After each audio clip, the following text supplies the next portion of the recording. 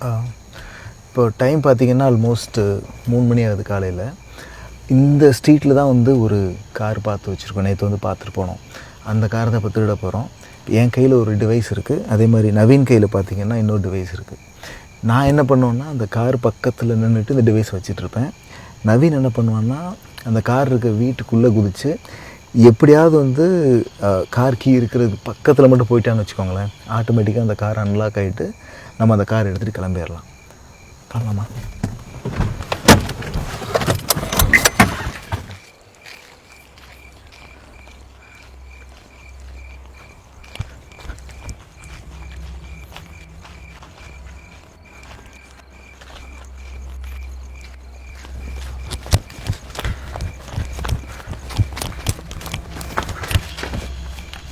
சைடில் இருக்கிறேன்.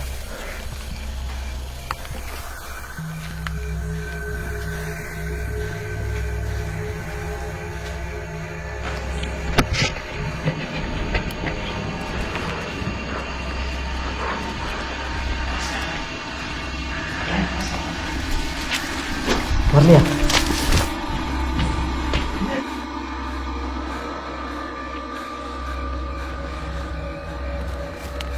பின்னாடி போக சொன்னாங்க.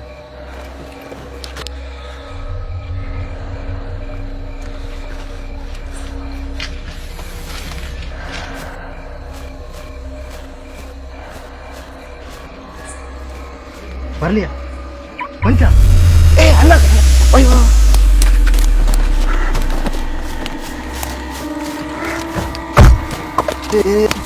வண்டால அவன். உள்ள வாங்கடா வேமா. பொன்முருகா இந்தா இப்படி கார் எடுத்து வந்துறியா?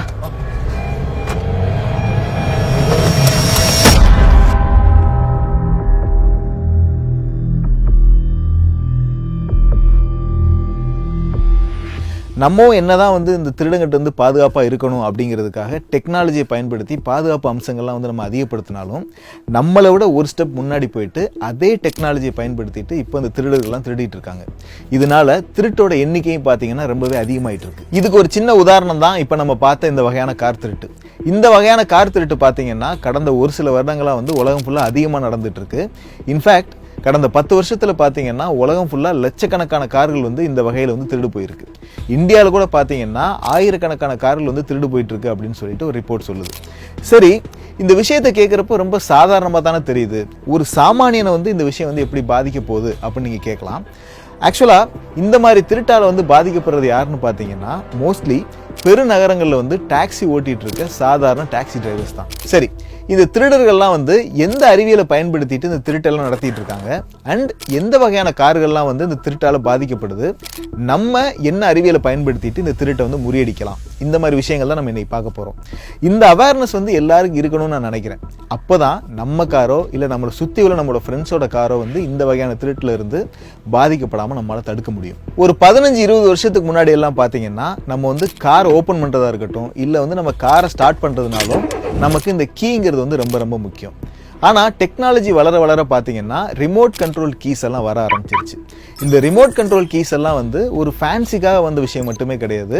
இது அந்த காரை ஓட்டுறவங்களோட பாதுகாப்புக்காகவும் கார் வந்து திருடப்படாமல் தடுக்கிறதுக்காகவும் தான் வந்து இந்த ரிமோட் கண்ட்ரோல் கீஸ் எல்லாம் வர ஆரம்பிச்சிச்சு. இந்த மாதிரி ரிமோட் கீஸ் எல்லாம் பார்த்தீங்கன்னா காரோட டோரை வந்து நம்ம ஓப்பன் பண்ணுறதுக்கும் க்ளோஸ் பண்ணுறதுக்கும் லாக் அண்ட் அன்லாக் பட்டன்ஸ் எல்லாம் இருக்கும். இந்த ரிமோட் கீஸ் எல்லாம் வந்து கார்ல இருந்து ஒரு சில மீட்டர் தூரம் வர வந்து ரொம்ப நல்லாவே ஒர்க் ஆகும். நம்ம என்னதான் இந்த காரோட டோர் ஓப்பன் பண்ணுறதுக்கும் க்ளோஸ் பண்ணுறதுக்கும் இந்த ரிமோட் கீஸ் எல்லாம் யூஸ் பண்ணாலும் காரோட என்ஜினை நம்ம ஆன் பண்ணணும் அப்படின்னா நம்ம வந்து கீயை யூஸ் பண்ணி தான் ஆன் பண்ணி ஆகணும். ஆனால் இந்த மாதிரி பட்டன்ஸை யூஸ் பண்ணிட்டு நம்ம வந்து காரை லாக் பண்ணுறதுலையும் அன்லாக் பண்ணுறதுலையும் சரி அல்லது இந்த கீயை யூஸ் பண்ணிட்டு காரோட என்ஜினை ஸ்டார்ட் பண்ணுறதுலையும் சரி ஒரு சில டிஸ்அட்வான்டேஜஸ் இருக்குது. அது என்னன்னு பார்த்தீங்கன்னா, சப்போஸ் நம்ம வந்து கை நிறைய திங்ஸை தூக்கிட்டு கொண்டு போய் இந்த திங்ஸை வந்து நம்ம காரோட ட்ரங்க்ல வைக்கணும்னு வச்சுக்கோங்களேன்.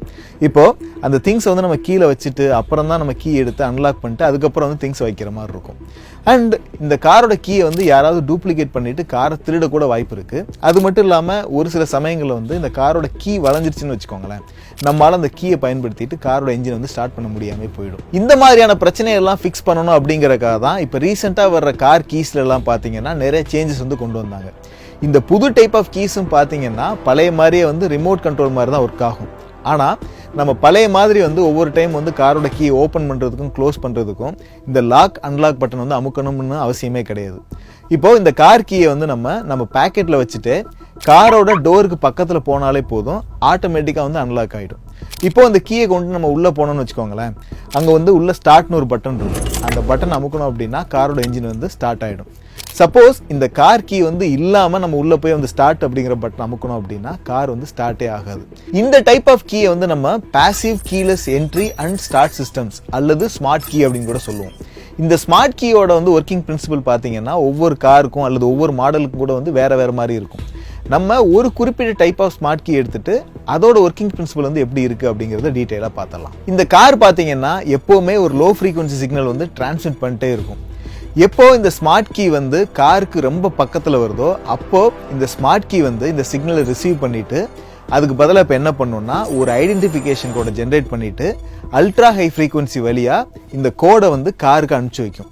இதை ரிசீவ் பண்ணுற இந்த கார் வந்து இந்த ஐடென்டிஃபிகேஷன் கோடு வந்து கரெக்டாக இருக்கா அப்படிங்கிறத செக் பண்ணிட்டு கரெக்டாக இருந்துச்சு அப்படிங்கிற பட்சத்தில் காரை வந்து அன்லாக் பண்ணிடும். அப்புறம் இந்த ஸ்மார்ட் கீயை வந்து நம்ம காருக்குள்ளே கொண்டுட்டு போயிட்டு நம்ம ஸ்டார்ட் பட்டன் அமைக்கிட்டோம் அப்படின்னா காரோட என்ஜின் வந்து ஸ்டார்ட் ஆகிடும். அப்புறம் இந்த கீ வந்து ஒரு ஐடென்டிஃபிகேஷன் கோடை ஜென்ரேட் பண்ணி காருக்கு அனுப்பும் அப்படின்னு சொன்னேன் இல்லையா, இந்த கார் கீ வந்து எப்போவுமே ஒரே ஐடென்டிஃபிகேஷன் கோடு அனுப்பாது, ஒவ்வொரு டைமும் வந்து வேறு கோடு அனுப்பும். இந்த கோடை எல்லாமே பார்த்தீங்கன்னா அந்த கார் வந்து அக்செப்ட் பண்ணிக்கும். இந்த மாதிரி ஒவ்வொரு டைம் வந்து வேறு கோடை ஜென்ரேட் பண்ணுறதா வந்து நம்ம ரோலிங் கோட்ஸ் அப்படின்னு சொல்லுவோம். அது ஏன் இந்த கீ வந்து எப்போவுமே ரோலிங் கோடை வந்து அனுப்புகிற மாதிரி டிசைன் பண்ணியிருக்காங்க அப்படின்னு கேட்டிங்கன்னா, சப்போஸ் இந்த கீ வந்து எப்போவுமே ஒரே டைப் ஆஃப் ஐடென்டிஃபிகேஷன் கோடை வந்து காருக்கு அனுப்பிச்சிட்டே இருக்குன்னு வச்சுக்கோங்களேன். இப்போது ஒரு ஹேக்கர் வந்து இந்த சிக்னல் வந்து ஹேக் பண்ணி அதில் இருக்க ஐடென்டிஃபிகேஷன் கோடை கண்டுபிடிச்சிட்டாரு அப்படின்னா அவரால் அந்த காரை வந்து ஈஸியாக திருடிட முடியும். ஸோ இந்த பிரச்சனையை அவாய்ட் பண்ணுறதுக்காக தான் வந்து இந்த கீ வந்து எப்போவுமே ரோலிங் கோடை ஜென்ரேட் பண்ணுற மாதிரி டிசைன் பண்ணியிருக்காங்க. சரி, இந்த சிஸ்டம் நம்ம இப்போ பார்க்குறப்போ நல்லாவே தெரியுது, நல்லா யோசிச்சு பயங்கர செக்யூர்டாக தான் வந்து இதை டிசைன் பண்ணி வச்சுருக்காங்க அப்படின்னு சொல்லிட்டு. இதெல்லாம் வச்சு பார்க்குறப்போ இந்த காரை திருடுறது அப்படிங்கிறது வந்து சாத்தியமே இல்லை அப்படிங்கிற மாதிரி தெரியுது. இருந்தாலும் நம்ம எப்படி ரொம்ப சிம்பிளாக அந்த காரை திருடணும் அப்படிங்கிற ஒரு கேள்வி உங்களுக்குள்ள வரலாம். ஒரு சில சமயங்களில் வந்து நம்ம ஒரு ப்ராடக்ட் டிசைன் பண்ணுறப்போ பயங்கரமாக யோசிச்சு வந்து டிசைன் பண்ணியிருப்போம். ஆனால் ஹேக்கர்ஸ் பார்த்தீங்கன்னா ரொம்ப சிம்பிளான டெக்னிக்கை யூஸ் பண்ணிட்டு வந்து ஹேக் பண்ணிட்டு போயிட்டே இருப்பாங்க. உதாரணத்துக்கு நம்ம திருடின இந்த மெத்தடை எடுத்துக்கலாமே. இந்த மெத்தடில் அந்த காரோட கீ அனுப்பிச்ச ஐடென்டிஃபிகேஷன் கோடை நம்ம பிரேக் பண்ணல, ஆர் அதை அனுப்பிச்ச அந்த ரோலிங் கோடை வந்து நம்ம ஹேக்கெல்லாம் பண்ணலை. அதுக்கு பதிலாக ரொம்ப சிம்பிளான ஒரு டெக்னிக் தான் யூஸ் பண்ணோம். அது என்னன்னா, கார் அனுப்பிச்ச சிக்னலை வந்து ஜஸ்ட் ஆம்பிளிஃபை பண்ணி தான் அந்த திருட்டை நம்ம பண்ணோம். இதை நம்ம சிம்பிளாக சொல்லணும் அப்படின்னா, இப்போ உதாரணத்துக்கு ஒருத்தர் இருக்காருன்னு வச்சுக்கலாம். அவரால் ரொம்ப அதிகமாகலாம் சவுண்டு கொடுத்து பேச முடியாது, அவரால் ஒரு ரீஜனுக்கு மட்டும்தான் பேச முடியும்னு வச்சுக்கலாமே. இப்போது ரொம்ப தூரத்தில் இன்னொருத்தர் இருக்கார். இப்போது இவர் பேசுகிற சவுண்டு அவர் கேட்க நம்ம என்ன பண்ணணும், ஒரு ஆம்பிளிஃபையரை கொண்டு போயிட்டு இவர் கொடுக்குற சவுண்டை நம்ம ஆம்பிளிஃபை பண்ணாலே போதும், அந்த சவுண்டு வந்து அங்கே இருக்கவருக்கு கேட்டுரும். அதே மாதிரி ஒரு சிம்பிளான டெக்னிக்கை யூஸ் பண்ணி தான் இந்த திருட்டு நம்ம நடத்தணும். இந்த திருட்டோட டெக்னிக் பேர் வந்து signal amplification relay attack R relay theft அப்படின்னு சொல்லுவாங்க. இதை இன்னும் நம்ம டீட்டெயிலாக சொல்லணும் அப்படின்னா, இந்த காருக்கு பக்கத்தில் ஒரு நபர் நின்னார் இல்லையா, அவர் கையில் வந்து ஒரு டிவைஸ் இருந்திருக்கும். அதை வந்து நம்ம டிவைஸ் 1ன்னு வச்சுக்கலாம். அப்புறம் இன்னொருத்தர் வந்து அந்த வீட்டுக்கு பக்கத்தில் நின்றுருப்பார், அவர் கையில் இருக்கிற டிவைஸ் வந்து நம்ம டிவைஸ் 2 அப்படின்னு வச்சுக்கலாம். இப்போது இந்த கார்ல இருந்து வர சிக்னலை டிவைஸ் 1 ரிசீவ் பண்ணிட்டு அதை 2.5 GHz உள்ள சிக்னலை வந்து அப் கன்வெர்ட் பண்ணிடும். அதை ரொம்ப சிம்பிளாக சொல்லணும் அப்படின்னா, ஒரு வீக்கான சிக்னலை எடுத்துட்டு ஸ்ட்ராங்கான சிக்னலை கன்வெர்ட் பண்ணிடும். ஸோ தட் இந்த சிக்னல் வந்து இன்னும் ரொம்ப தூரத்துக்கு வந்து டிராவல் பண்ணும். இப்போ இந்த டிவைஸ் 1ல இருந்து வந்த சிக்னலை வந்து டிவைஸ் 2 ரிசீவ் பண்ணிட்டு டவுன் கன்வெர்ட் பண்ணும். அதாவது 2.5 GHz சிக்னலை வந்து கார் ஆக்சுவலாக ஜென்ரேட் பண்ண அந்த லோ ஃப்ரீக்வன்சி சிக்னல் மாதிரியே வந்து டவுன் கன்வெர்ட் பண்ணிட்டு ரிமோட்டுக்கு அனுப்பிச்சு வச்சிடும். இப்போ இந்த ரிமோட் என்ன பண்ணுன்னா, அந்த சிக்னலை ரிசீவ் பண்ணிட்டு ஒரு ரோலிங் கோடை வந்து டைரெக்டாக அல்ட்ரா ஹை ஃப்ரீக்வன்சி வழியாக வந்து காருக்கு அனுப்பிச்சு வச்சிடும். இப்போ இந்த கோடை ரிசீவ் பண்ண கார் வந்து ஓகே, கீ வந்து பக்கத்தில் தான் இருக்கு போல அப்படின்னு நினச்சிட்டு ஆட்டோமேட்டிக்காக வந்து காரை அன்லாக் பண்ணிடும். இப்போ நம்ம உள்ளே போய் உட்காந்துட்டு ஸ்டார்ட் பட்டன் அமைக்கிட்டு காரையும் ஸ்டார்ட் பண்ணிடலாம். அந்த காரை திருடுறதுக்கு நாங்கள் யூஸ் பண்ண அந்த 2 டிவைஸ் இருக்கு இல்லையா, அதை தயாரிக்கிறதுக்கு எங்களுக்கான செலவு பார்த்தீங்கன்னா வெறும் 1000 ரூபா தான். வெறும் இந்த 1000 ரூபாயை பயன்படுத்திட்டு எங்களால் பல லட்சம் மதிப்புள்ள அந்த காரை வந்து திருட முடிஞ்சது. சரி, இந்த டைப் ஆஃப் திருட்டெல்லாம் தடுக்கிறதுக்கு வந்து நம்ம நிறைய செலவு பண்ணணுமா அப்படின்னு உங்களுக்கு ஒரு கேள்வி வரலாம். நிறையெல்லாம் செலவு பண்ண அவசியம் கிடையாது. ரொம்ப சிம்பிளான சயின்ஸு, ஒரு 10 ரூபா இருந்தால் போதும் நம்மளால் இந்த திருட்டை வந்து ஈஸியாக தடுத்துட முடியும். இந்த மாதிரி வீடியோஸ் எல்லாம் நீங்கள் பார்த்துருப்பீங்க. இதில் சுற்றி கண்டக்டரால் செய்யப்பட்ட ஒரு கேஜ், அதாவது கூண்டு இருக்கும். அந்த கூண்டுக்கு உள்ளே வந்து ஒருத்தர் இருப்பார். இப்போது இந்த கூண்டு மேலே வந்து ஹை வோல்டேஜ் வந்து பாஸ் பண்ணுவாங்க. ஆனாலும் அந்த கூண்டுக்குள்ளே இருக்கிறவருக்கு வந்து ஒன்றுமே ஆகாது. அதே மாதிரி தான் நம்ம லிஃப்ட்டில் ட்ராவல் பண்ணுறப்போலாம் நீங்கள் பார்த்துருப்பீங்க, நம்ம மொபைல் ஃபோன் சிக்னல் வந்து ப்ராப்பராகவே இருக்காது. இதுக்கெல்லாம் காரணம் என்னென்னு பார்த்தீங்கன்னா, கண்டக்டரால் செய்யப்பட்ட ஒரு கூண்டுக்குள்ள எலக்ட்ரிக் சிக்னலாக இருந்தாலும் சரி, எலக்ட்ரோ மேக்னெட்டிக் வேவ்ஸாக இருந்தாலும் சரி, ஒழுங்காக வந்து பாஸ் ஆகாது. இதை வந்து நம்ம ஃபேரடே கேஜ் அப்படின்னு கூட சொல்லுவோம். இந்த ஃபேரடே கேஜ் பற்றி சயின்ஸ் வந்து நான் இன்னொரு வீடியோ சொல்லி கொடுக்குறேன். ஆனால் இந்த சிம்பிளான ஃபேரடே கேஜ் டெக்னிக்கை யூஸ் பண்ணி தான் நம்ம அந்த கார் தெஃப்ட் ப்ராப்ளத்தை வந்து ஃபிக்ஸ் பண்ண போகிறோம். அது எப்படின்னு பார்த்தீங்கன்னா, இந்த ஸ்மார்ட் கீயை எடுத்துட்டு அதை ஒரு அலுமினியம் ஃபாயில் எடுத்துட்டு கம்ப்ளீட்டாக சுற்றி வச்சிட்டோம்னு வச்சுக்கோங்களேன். இப்போ இந்த அலுமினியம் ஃபாயில் வந்து கம்ப்ளீட்டாக ஒரு கண்டக்டராக இருக்கிறதுனால இது ஒரு ஃபேரடே கேஜ் மாதிரி ஆக்ட் ஆக ஆரம்பிச்சிடும். ஸோ இந்த ஸ்மார்ட் கீலேருந்து சிக்னலும் வெளியே போகாது, வெளியே இருந்த சிக்னல் வந்து உள்ளே வராது. ஸோ இந்த ப்ராப்ளம் வந்து கம்ப்ளீட்டாக நம்ம அவாய்ட் பண்ணிடலாம். சரி, எனக்கு இந்த அலுமினியம் ஃபைல்லாம் யூஸ் பண்ண வேண்டாம் அப்படின்னு நினைக்கிறவங்க மார்க்கெட்லலாம் பார்த்தீங்கன்னா இப்போ குட்டி குட்டியாக ஃபேரடே கேஜஸ் எல்லாம் கிடைக்குது. அந்த கேஜில் உங்களோட இந்த ஸ்மார்ட் கீ எல்லாம் வச்சிட்டிங்கன்னா இந்த ரிலே தெஃப்ட் வந்து நம்ம கம்ப்ளீட்டாக அவாய்ட் பண்ணிடலாம். சரி, நிஜமாவே இந்த காரை நீங்கள் திருடுனீங்களா அப்படின்னு கேட்கலாம். நாங்கள் யாரோட காரையும் திருடலாம் கிடையாது, அது எங்கள் ஃப்ரெண்டோட கார் தான். அந்த காரை வச்சுட்டு தான் நாங்கள் அந்த 2 டிவைஸும் தயாரித்து அந்த சீனை வந்து கிரியேட் பண்ணோம். அண்ட் இந்த வீடியோ பார்த்துட்டு இன்னும் நிறைய பேர் வந்து ஒரு விஷயம் கேட்கலாம், இந்த வீடியோ பார்த்ததுக்கு அப்புறம் தான் வந்து நிறைய பேர் போய் திருட போகிறாங்க அப்படின்னு சொல்லலாம்.